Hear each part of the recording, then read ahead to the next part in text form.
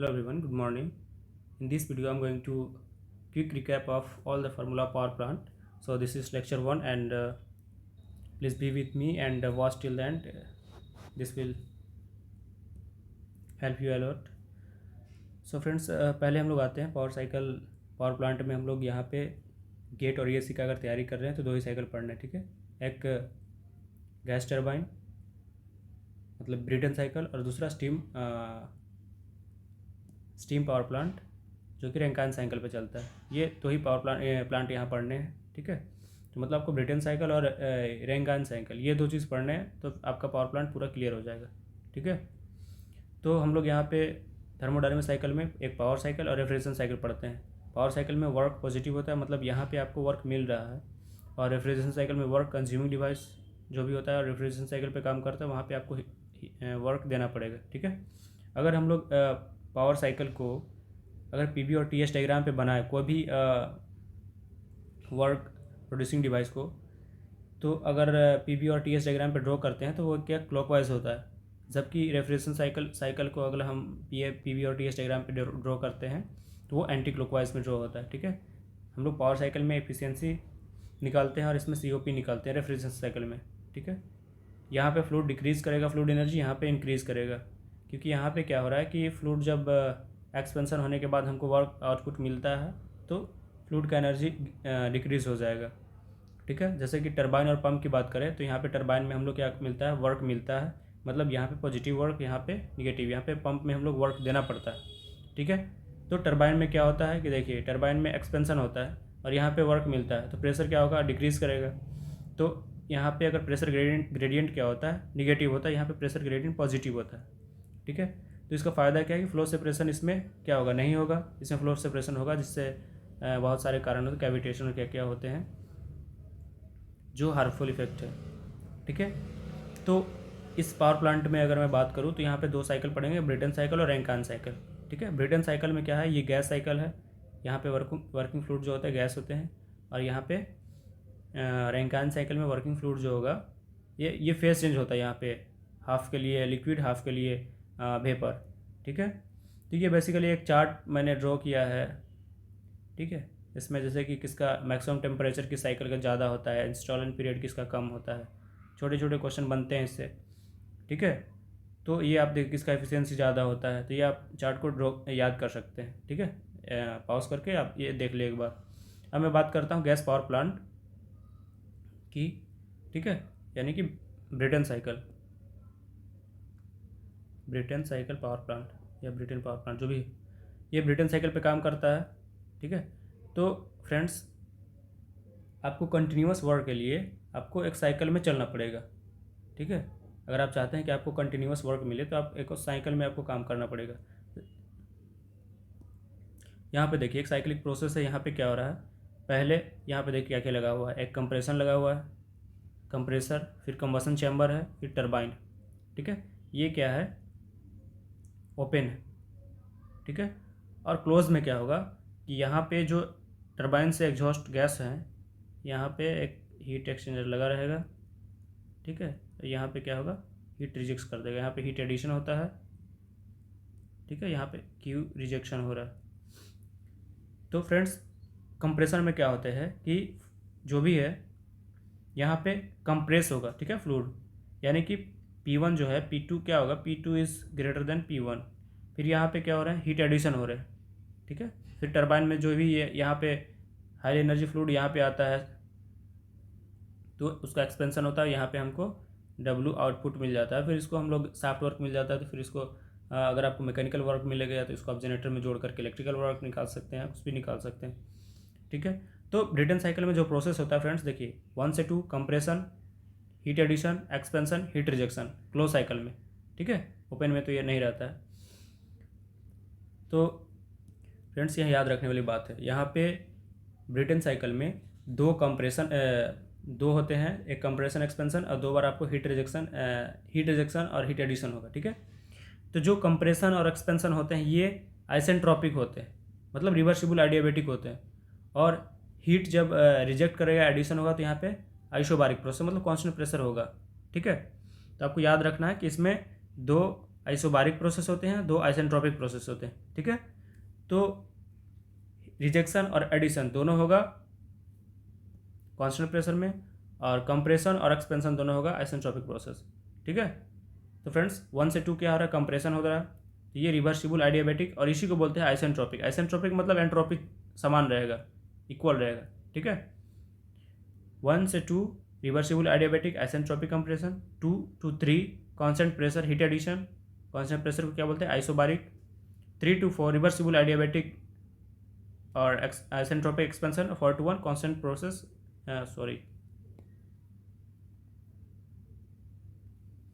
ये क्या है, कांस्टेंट प्रेशर हीट रिजेक्शन हो रहा है, ठीक है। देखिए मैं इसको पीवी और टीएस डायग्राम पे ड्रॉ किया हूँ। ये 1 से 2 कंप्रेसर हो रहा है, कंप्रेशन हो रहा है, कैसा, आइसेंट्रोपिक। यहाँ देखिए ये पी है, यहाँ कांस्टेंट प्रेशर लाइन ड्रॉ किया हुआ है, 2 to 3 यहाँ हीट एडिशन होगा, फिर isentropic heat expansion, isentropic expansion, और फिर आइसोबारिक मतलब कांस्टेंट प्रेशर हीट रिजेक्शन हो रहा है, ठीक है। इसको टीएस पे ड्रॉ करते हैं। ये आपका हो गया compression, this is heat addition, this is expansion, और दिस इज हीट रिजेक्शन, ठीक है। अब कुछ टर्मिनोलॉजी है फ्रेंड्स, उसको देख लेते हैं। Back work ratio is equal to negative work by positive work, ठीक है। निगेटिव वर्क कहाँ मिलता है, कंप्रेसर में और फिर पंप में, क्योंकि यहाँ पे हम लोग वर्क देते हैं, वर्क इनपुट करते हैं, और टरबाइन से हम लोग वर्क आउटपुट मिलता है, ठीक है। ये हो गया बैक वर्क रेशियो। और वर्क रेशियो जो होता है 1 माइनस आर बी डब्ल्यू, यानी 1 माइनस बैक वर्क रेशियो। यानी कि अगर आपको क्वेश्चन में बैक वर्क रेशियो 0.25 दिया हुआ है, तो बोलेगा वर्क रेशियो निकालने के लिए तो 1 माइनस 0.25 इज इक्वल टू 0.75 हो जाएगा, ठीक है। और इसका जो फार्मूला निकलता है लास्ट में 1 माइनस आर पी जो है प्रेशर रेशियो है कि power gamma minus 1 by gamma, where gamma is the adiabatic index, ठीक है फ्रेंड्स। तो देखिए ब्रेटन साइकिल का जो इफिशियंसी का फार्मूला होता है वो होता है 1 माइनस आर पी के power gamma minus 1 by gamma, where gamma is the adiabatic index. इसका वैल्यू क्या आता है, 1.44 फॉर डायटोमिक, 1.67 फॉर मोनोटोमिक, ऐसे ही होता है, ठीक है। तो अगर मैं ड्रॉ करूँ यहाँ पे, अगर आर पी का वैल्यू अगर कॉन्स्टेंट करके, तो यहाँ पे देखिए ये गामा एडियाबैटिक इंडेक्स पर भी इसका एफिशिएंसी पे इफेक्ट पड़ेगा, तो वही ड्रॉ किया हुआ, ठीक है। तो ये देखिए अगर गामा का वैल्यू 1.3 है, 1.4 है, 1.67 है, तो कैसे कैसे वेरी कर रहा है, किसके लिए ज़्यादा होगा एफिशिएंसी, ठीक है, जिसका गामा ज़्यादा होगा। तो फ्रेंड्स ये इफिशिएंसी कैसे निकलता है, ठीक है, ये तो आप जानते ही होंगे। कि देखिए मैं अगर नहीं जानते तो एक सिंपल सा बता रहा हूँ। पहले मैं ब्रेटन साइकिल ड्रॉ करता हूँ, ठीक है। तो क्या होता है यहाँ पे फ्रेंड्स कि ये जो है आपका कंप्रेसर, ये जो है आपका कंबशन चेम्बर, और ये जो है आपका यहाँ पे हीट एक्सचेंजर लगा हुआ है, ठीक है। ये हो गया डब्ल्यू टरबाइन यहाँ से, और यहाँ पे आपको डब्ल्यू कंप्रेशन देना पड़ेगा। तो इफ़िशियंसी का फार्मूला जो होता है डब्ल्यू नेट बटा क्यू इनपुट, ठीक है फ्रेंड्स। तो डब्ल्यू नेट क्या हो जाएगा, W turbine minus W compressor बता बाय क्यू इनपुट, ठीक है। तो ये कैसे निकालते हैं, देखिए डब्ल्यू टरबाइन का फार्मूला क्या होगा, जब आप पीवी डायग्राम ड्रॉ करेंगे या फिर टीएस डायग्राम ड्रॉ करेंगे। ये देखिए हमने पीवी डायग्राम ड्रॉ किया, तो ये मान लीजिए कि इसका एंथैल्पी कुछ है। ये क्या हो जाएगा फ्रेंड्स, मैं सिंपल बता रहा हूँ। ये 1 है, ये 2, ये 3, ये 4। तो देखिए डब्ल्यू टरबाइन को क्या मैं लिख सकता हूँ कि H3 माइनस H4, और कंप्रेसर को क्या लिख सकता हूँ मैं, H2 माइनस H1, ठीक है। और क्यू इनपुट को क्या लिख सकता हूँ, यही ना, हीट एडिशन यही हो रहा है ना, तो यही तो इनपुट है, H3 माइनस H2, ठीक है फ्रेंड्स। यहाँ पे क्या है, फ्लूइड जो है आपका गैस है, इसलिए हम इसको ऐसे भी लिख सकते हैं CP T3 minus T4 minus CP T2 minus T1 by CP T3 minus T2। Sorry friends, आप ऐसे भी निकाल सकते हैं, ठीक है, बट सिंपल तरीका ये है। इसका थिकनेस मैं बढ़ाता हूँ।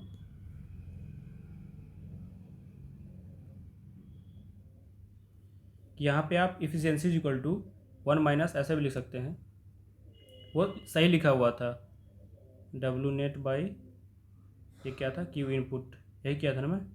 और ये डब्लू नेट क्या होता है, Q supply minus Q rejection by Q supply. इसको मैं ऐसा भी लिख सकता हूँ 1 minus Q R by Q S, ठीक है। और 1 माइनस क्यू सप्लाई को क्या, क्यू रिजेक्शन को क्या लिख सकता हूँ मैं, रिजेक्शन यहाँ हो रहा है, ठीक है। तो H4 माइनस H1, और इसको मैं लिख सकता हूँ CP T4 माइनस T1, ठीक है। और देखिए भाई CP आएगा तो वो कट जाएगा, तो CP को मैं हटा देता हूँ, ठीक है। तो ये हो जाएगा T4 minus T1 by T3 minus T2। Q supply कहाँ हो रहा है, ये हो रहा है T3 माइनस T2। यहाँ पे H3 माइनस H2, और इसको मैं CP कॉन्स्टेंट लिया हूँ तो T3 माइनस T2 ये आया है, ठीक है। उसको मैं यहाँ लिखा हूँ। अब आप देख सकते हैं कि मैं क्या कर रहा हूँ, यहाँ से T1 कॉमन निकालूंगा, यहाँ से T2 कॉमन निकालूंगा, तो 1 माइनस T1 अगर कॉमन निकालूँ तो ये क्या हो जाएगा, हाँ पेन चेंज कर लूँ क्या, ये हो जाएगा T4 बाई T1 माइनस 1, और यहाँ से मैं अगर T2 कॉमन निकालूँ तो ये क्या हो जाएगा, T3 बाई T2 माइनस 1। और फ्रेंड्स यहाँ पे देखिए आपको दिखाई देगा कि ये जो है आइसेंट्रोपिक प्रोसेस है, ये भी आइसेंट्रोपिक प्रोसेस है। तो आइसेंट्रोपिक प्रोसेस के लिए क्या होता है, T2 आइडियाबैटिक प्रोसेस के लिए क्या होता है, T2 बाई T1 अगर मैं बात करूँ तो P2 बाई P1 के power gamma minus 1 by gamma, ये तो जानते ही होंगे। अब P2 बाई P1 क्या है, RP है, गामा माइनस 1 बाई गामा। उसी प्रकार अगर मैं बात करूँ T3 बाई T2 का, तो ये क्या हो जाएगा, T3 बाई T2 ये हो जाएगा T3 बाई T4 का बात करूँ मैं, यहाँ से इरेज कर देता हूँ, T3 बाई T4 ये क्या हो जाएगा, T3 बाई T4 सेम लिख सकते हैं, P3 बाई P4 के power gamma minus 1 by gamma. P3 by P4 क्या है, P3 by P4 is equal to T2 by T1 same, RP के power gamma minus 1 by gamma. तो यहाँ से आप फ्रेंड्स देख सकते हैं कि ये जो है इसका RHS इक्वल है, तो ये भी इक्वल होगा, यानी कि T2 by T1 is equal to T3 by T4। तो इसको मैं ऐसा भी लिख सकता हूँ कि T3 by T2 is equal to T4 by T1। और ये देखिए तो ये क्या होगा, दोनों तरफ माइनस 1 कर देता हूँ, तो T3 बाई T2 माइनस 1 बराबर T4 बाई T1 माइनस 1। ये तो सेम ही आ रहा है ना, तो इसको मैं क्या कर सकता हूँ, काट सकता हूँ। देखिए यहाँ पे ये जो मैंने किया हुआ है, सॉरी ये जो है ऐसे है, ठीक है। तो ये आपका आ गया efficiency is equal to 1 minus T1 by T2, ठीक है। या फिर इसको ऐसा लिख सकते हैं 1 minus 1 by T2 by T1। और आपको पता है T2 बाई T1 क्या होता है, 1 बाई RP के power gamma minus 1 by gamma. तो फ्रेंड्स बड़ा सिंपल होते हैं, इफ़िशियंसी का फार्मूला निकालना है जो भी है, बस एक बार आप देख लीजिए, आपको याद करने की जरूरत नहीं, याद तो केवल फार्मूला ही होना चाहिए। तो ये मैंने ऐसे डिराइव कर दिया, बट ये आप मत देखिए, ठीक है। तो यहाँ पे मैंने कहा था ब्रेटन साइकिल का एफिशिएंसी का जो फार्मूला होता है 1 माइनस 1 बाई RP की power gamma minus 1 by gamma, ठीक है। और अगर इसमें आइडियल रीजनरेशन हो रहा है तो इसका फार्मूला ये होता है, सॉरी फ्रेंड्स, आइडियल रीजनरेशन के लिए तो अलग से आएंगे, ये पता नहीं मैं क्या लिख दिया था, sometimes my mind is not work. तो यहाँ पे ऐसा लिख सकता हूँ कि 1 माइनस आर बैक रेशियो जो होता है वो क्या होता है, 1 या फिर W turbine minus W compressor by W turbine हो जाएगा ये, ठीक है। तो ये हो गया एफिशिएंसी। अब देखिए optimum pressure ratio for maximum work, ठीक है। तो मैक्सिमम वर्क के लिए ऑप्टिमम प्रेशर रेशियो क्या होगा, तो फ्रेंड्स इसको निकालने के लिए क्या करते हैं कि आप डब्ल्यू नेट का फार्मूला लिखेंगे, ठीक है। तो W net is equal to W turbine minus W compressor, ठीक है। तो और डब्ल्यू टर्बाइन का क्या हो जाएगा, CP क्या हो जाएगा, जो भी होगा T3 minus T2 minus CP करके आएगा। फिर फ्रेंड्स क्या करते हैं कि यहाँ पे आपको T3 और T1 क्या फिक्स है, मैक्सिमम मीन टेम्परेचर, तो हम लोग T2 के रेस्पेक्ट में इसको डिफ्रेंशिएट करके 0 कर देंगे और जो आएगा उसको रख देंगे, सब में वही आएगा आपको। जब आप करेंगे तो आपको T2 square equal to T1 into T3 आएगा, यानी कि T2 equal to √T1 T3। ठीक है फ्रेंड्स, तो ये आपको मैक्सिमम वर्क के लिए जो होता है, ठीक है, ऑप्टिमम प्रेशर रेशियो ये होता है। पहले तो मैक्सिमम वर्क निकालेंगे जब, तो T2 equal to T4 equal to √T1 T3 आएगा, और W max is equal to CP √T max minus √T mean का स्क्वायर, T मैक्स T3 होता है, T मीन T1 होता है। ठीक है, और ऑप्टिमल वर्क रेशियो का जो आएगा T max by T mean का पावर 1/2 गामा -1। ठीक है, where gamma is the adiabatic index, तो RP मैक्स कितना हो जाएगा, RP ऑप्टिमम का स्क्वायर हो जाएगा। ठीक है फ्रेंड्स, अब रीजनरेशन साइकिल की बात करते हैं। तो रीजनरेशन क्या होता है, सिंपल भाषा में बता फ्रेंड्स कि देखिए, गैस टरबाइन में यहाँ पे अगर ब्रेटन साइकिल में बात करें तो पहले कंप्रेशन हो रहा है, फिर हीट एडिशन हो रहा है, फिर एक्सपेंशन हो रहा है, फिर हीट रिजेक्शन हो रहा है। ठीक है, तो जब एक्सपेंशन के बाद जब फ्लूइड होते हैं उसमें उसका जो टेम्परेचर हाई टेम्परेचर पे होता है, ठीक है, यानी कि उसमें एनर्जी बचा हुआ रहता है कुछ ना कुछ, तो हम लोग सोचते हैं कि उस एनर्जी को यूटिलाइज़ कर ले। ठीक है, तो फ्रेंड्स उस एनर्जी को यूटिलाइज़ करेंगे तो क्या करते हैं कि जब हम लोग कंप्रेसर वर्क जो आपको फ्लूइड रहता है, कंप्रेस्ड फ्लूइड, ठीक है, उसमें क्या करते हैं, ये वहाँ पे हीट एक्सचेंजर लगा करके यहाँ का जो हीट है, जो आपको देखिए यहाँ का हीट, यहाँ पे जो है ना, यहाँ पे जो आपको हीट मिला, दूसरे पेन से मैं ड्रॉ कर देता हूँ, ये जो एग्जॉस्ट फ्लूइड है इसको मैं ले जाता हूँ यहाँ पे। ठीक है, और यहाँ पे एक हीट एक्सचेंजर निकाल देता हूँ ताकि ये जो फ्लूइड आ रहे हैं उसमें से इसका एनर्जी इसमें ट्रांसफ़र हो जाए। ठीक है, तो फ्रेंड्स इसमें क्या होता है कि इसमें आपका क्यू सप्लाई जो है घट जाएगा। ठीक है, तो देखिए यहाँ पे डब्ल्यू नेट पे कोई प्रभाव नहीं पड़ेगा, प्रभाव पड़ेगा क्यू सप्लाई घट जाएगा। तो अगर आप देखें क्यू सप्लाई घट रहा है तो एफिशिएंसी का फार्मूला क्या होता है, network output by heat input. तो यहाँ पे क्यू सप्लाई घट रहा है इसलिए इसका एफिशिएंसी बढ़ जाएगा। ठीक है, इसका नेटवर्क पे कोई इफेक्ट नहीं पड़ेगा। अब देखिए फ्रेंड्स, तो रीजनरेशन हो रहा है तो आइडियली हम लोग सोचते हैं कि वो जो है, देखिए ये जो यहाँ से जो फ्लूइड आ रहा है, ठीक है, उसका टेम्परेचर, ये जो फ्लूइड है इसका टेम्परेचर के बराबर हो जाए, मतलब T2 इजक्वल टू T4 हो जाए, तो ये आइडियल रीजनरेशन है कि इतना हम लोग एकदम बराबर कर दे रहे हैं, बट इतना होता नहीं है। ठीक है, तो देखिए आइडियल के लिए ये जो TB है वो T4 के बराबर होना चाहिए और T2 जो है TA के बराबर होना चाहिए, बट इतना नहीं होता है। तो इसका एफिशिएंसी क्या होगा, TB minus T2 by T4 minus T2। अगर TB T4 के बराबर होगा तो देखिए इसका वैल्यू हो जाएगा 1, यानी कि एफिशिएंसी 100% हो जाएगा, आइडियल हो जाएगा, बट ऐसा होता नहीं। ठीक है, तो फॉर आइडियल रीजनरेशन के लिए TB equal to T4, T2 equal to TA। ठीक है, अगर एफिशिएंसी अगर इसमें अगर कोई आइडियल रीजनरेशन हो रहा है तो उसका साइकिल का एफिशिएंसी क्या हो जाएगा, 1 minus T1 by T3 RP की power gamma minus 1 by gamma. ठीक है फ्रेंड्स, अब देखते हैं condition for maximum work output with perfect reheating. देखिए इसमें फ्रेंड्स क्या होता है कि हम लोग जब हीट एडिशन करने के बाद टरबाइन में एक्सपेंशन कराते हैं वहाँ पे, तो यहाँ पे क्या करते हैं, एक्सपेंशन डायरेक्ट नहीं कराते हैं, यहाँ पे रुक रुक एक्सपेंशन कराते हैं। देखिए एक यहाँ टरबाइन, इसमें 2 टरबाइन लगा हुआ है, एक यहाँ एक यहाँ, तो एक एक्सपेंशन हुआ, फिर इसको क्या करते हैं, रीहीटिंग कर देते हैं।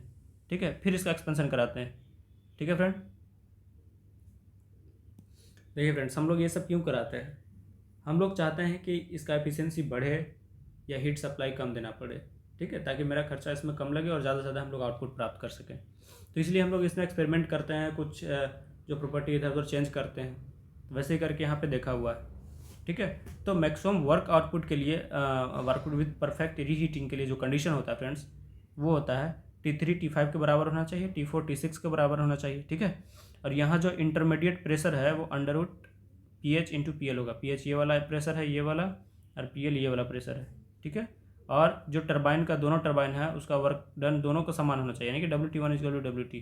अगर मैं परफेक्ट इंटरकूलिंग के लिए बात करूँ फ्रेंड्स, तो इंटरकूलिंग में क्या करते हैं कि कंप्रेशन में डायरेक्ट नहीं कर देते, तो यहाँ पे कंप्रेस किया यहाँ से यहाँ तक, फिर इसको इंटरकूलिंग किया, फिर इसको किए, तो इसका जो होता है इसमें कंडीशन वही है, T1 इक्वल टू T3। ठीक है, और T2 इक्वल टू T4, और PI जो होगा √PH इंटू PL होगा, और W1 इक्वल टू W2 होगा।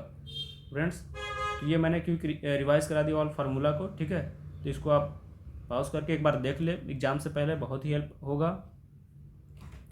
और अगर मैं कुछ टर्मिनोलॉजी न्यूमेरिकल में आपको काम आएंगे, जैसे एयर रेट का फॉर्मूला जो होता है mass of air by power, यानी कि यूनिट पावर प्रोड्यूस करने के लिए कितना मास ऑफ एयर की नीड है, ज़रूरत है। ठीक है। दूसरा है स्पेसिफिक फ्यूल कंजम्पशन, ये तो बहुत ही इंपॉर्टेंट फार्मूला है। तो ये क्या होता है कि mass of fuel by power होता है, मतलब एक यूनिट पावर प्रोड्यूस करने के लिए कितना आपको कितना केजी फ्यूल चाहिए। ठीक है। तो अगर आपको एयर फ्यूल रेशियो दिया हुआ, नेटवर्क डन दिया हुआ, तो स्पेसिफिक फ्यूल कंजप्शन का जो फार्मूला होता है 3600 by air fuel ratio into W net होता है। ठीक है। यहाँ पे 3600 इसलिए मल्टीप्लाई किया क्योंकि यहाँ पे किलोवाट आवर में लिखा हुआ है। ठीक है फ्रेंड्स। तो आपसे अगर एक क्वेश्चन मैं पूछूँ कि किलोवाट आवर जो होता है किसका फार्मूला होता है, तो कुछ लोग होते हैं किलोवाट देखेंगे उसका बताएंगे कि इसका जो ये जो है यूनिट है पावर का, बट फ्रेंड्स ये पावर का यूनिट नहीं है, वो ये वर्क का यूनिट है। क्योंकि देखिए किलोवाट जूल पर सेकंड होता है और एच को आवर को मैं 3600 सेकंड लिख दूँ तो ये कट जाएगा, ये किलो जूल में आ जाएगा। ठीक है। तो कन्फ्यूज़न नहीं है friends. So thank you friends.